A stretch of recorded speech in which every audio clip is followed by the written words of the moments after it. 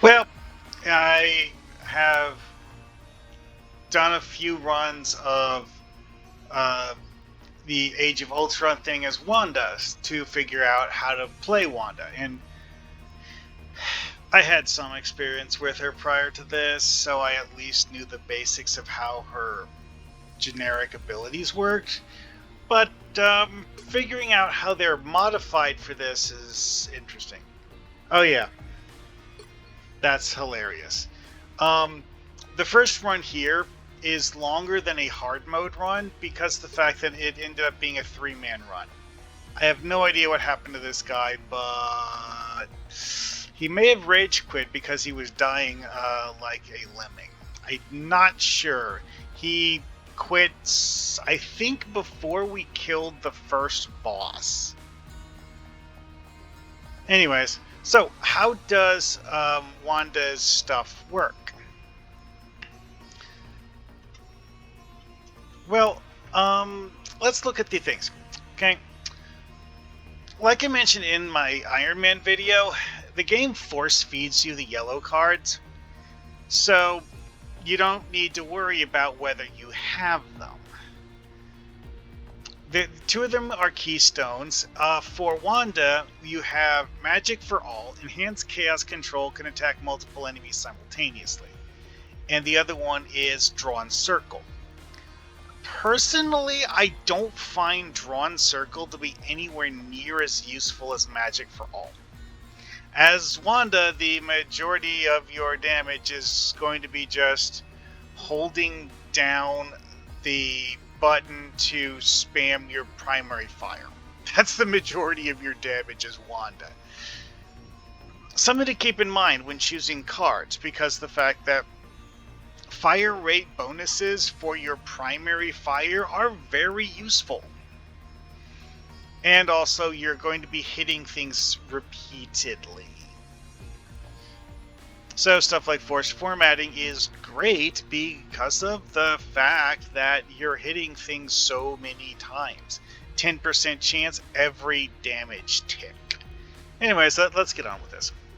So Chaos Control is what I would always start with, and unless I get something super mega primo as my second draw, I'm going to go with whichever one of these three it pulls. I think these are actually random. It's always going to give you one of them, but it chooses which of the three upgrades to this card it gives you at random. Because if I remember correctly, it actually did have a different order each of the 4 runs I did. And Drawn Circles, like I'll get the base one because the base one gives you the AoE version of Dark Seal where you'll have like a dozen of them spawn every time you use it. The other ones,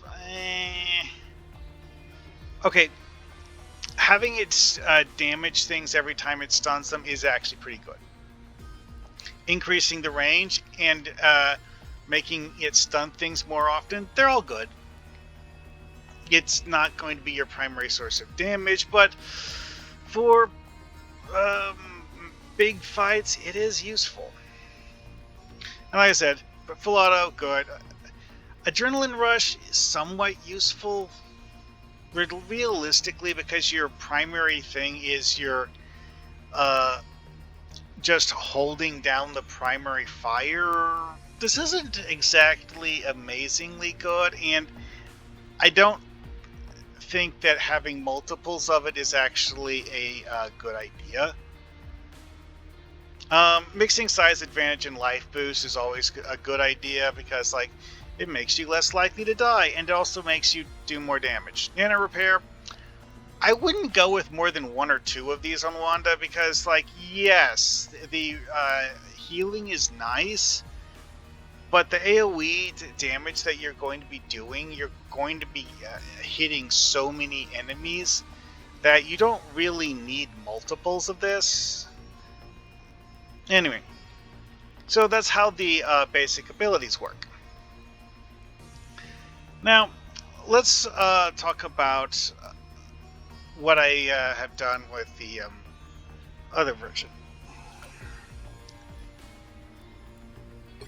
So in hard mode, what?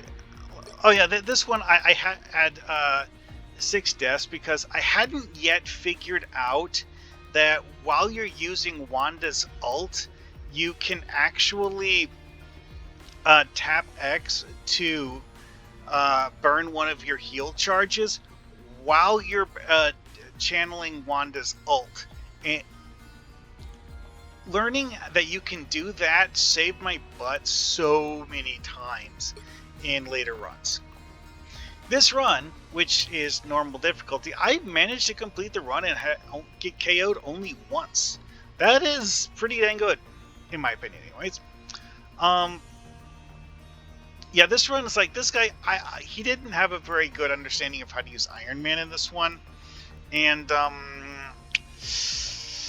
like the guy in the other one, he ended up dying a lot of times, which is what happened to me the first time I played Iron Man. I got killed repeatedly. And one of the things that I've noticed with people playing Iron Man is that they will do this stupid missile spam power, which is an aggro magnet and probably going to get you killed. This is interesting because, like, unlike the other ones where the Black Widow player was the one who got killed least, this one they got killed repeatedly. I'm not really sure how. One thing I've seen some people talk about is the idea of playing Black Widow in this as more of a melee than as a sniper, and just kind of like switching to sniper when you need to snipe things, but when it's the mosh pit enemy groups, just melee them all to death. I don't know how to do that. It's something I've heard people suggest as a good idea. Like this one, Boundless Vitality, all of these, Full Auto, Fatal Flaw, a lot of Fatal Flaw in Call to Assemble, and honestly, this feels like a bad way of doing the cards. It's like, this is way too many red cards that don't really help a lot. Like Long Range Lethality, yes, if you're going to specialize in ranged combat, it's good. Full Auto, I mean, Primary Fire, you use it, yeah. Fatal Flaw, I'm not sure how useful this really is. It might be good or it might suck. I'm not really sure. Call to Assemble, my understanding is that it sucks and you should avoid it like the plague. Because waves last a lot longer than 30 seconds. Like, seriously. This is like 2 minutes per wave. So, you know, that's something that only helps you for the first quarter of a wave. Which is also the thing with that one that gives you a 1,000-point overshield. It sounds great until you realize that it does absolutely nothing if you get KO'd. If you take enough damage that you get KO'd, that 1,000-point overshield is gone and isn't going to come back until the next wave. Yeah, anyway. So, what did I do differently with these? Well, and you may have noticed that I don't actually have all of the gold cards, because I was just looking, it's like, which do I want more? The final Dark Seal bonus or something else? And I kept choosing something else. In this one, you see I have 4 copies of Size Advantage and 4 copies of Life Boost. And a Boundless Vitality. That's a lot of bonus damage and a lot of I'm going to die less often. And this is hard, and I managed to complete it with only 2 KOs. Yeah, my HP in this run was over 2,000. I think like 2260 or something like that. It was a lot. But that was the trick, is that I had to get a huge number of those bonus life cards, and I came super close to getting KO'd. I ended this one with the red numbers ticking down from Avengers Resolve. See, the thing with Avengers Resolve is that triggers invincibility for 30 seconds. You will die at the end of the 30-second timer. it doesn't matter how much HP you have when the 30-second timer runs down. And I know this because of the fact that in this one, I got to watch the final cutscene while dead because of the fact that the red numbers ticked down when the boss only had a few health points left. It's like, oh, hey, he's almost dead, and oh wait, no, the red numbers got me before the boss died. This one, I was actually a lot more aggressive than my other hard mode run, and I got an MVP. Honestly, okay, I don't think that the person playing the Hulk in this one was actually doing a very good job of it, and I noticed he didn't actually get all of the yellow cards, which... Okay, one thing that's kind of an interesting question regarding the Hulk, because he got 2 of the armor up thing, which, like I said, those aren't as good as they look. Nano repair, it's good. He has 3 of it, which, given that it's the Hulk, 3 isn't overkill in my opinion. He only has 2 size advantage. 2 more size advantage and no armor up would probably have helped him a lot more. Anyway, though, but part of his issue though is just I honestly suspect that a lot of the damage from the Hulk is actually overkill damage, and that when you see someone as the Hulk post numbers like 150 million damage done. Wait, that's vampires. Blood Hunt, here we are. Yeah, like this one, 140 million. My understanding of this is that a lot of this is actually just overkill damage.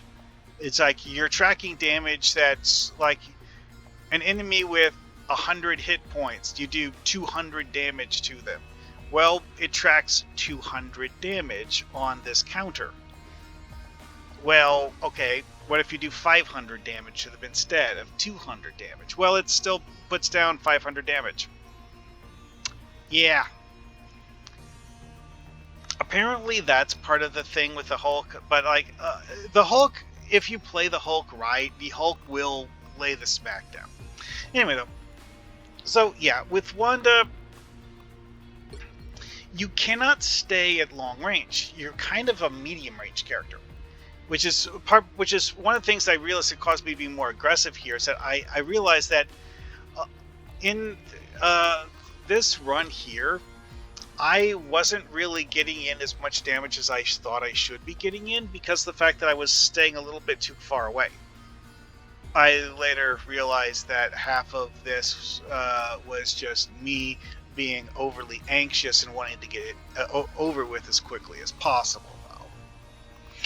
Anyways, well, that's my overview of playing Scarlet Witch. See you guys later.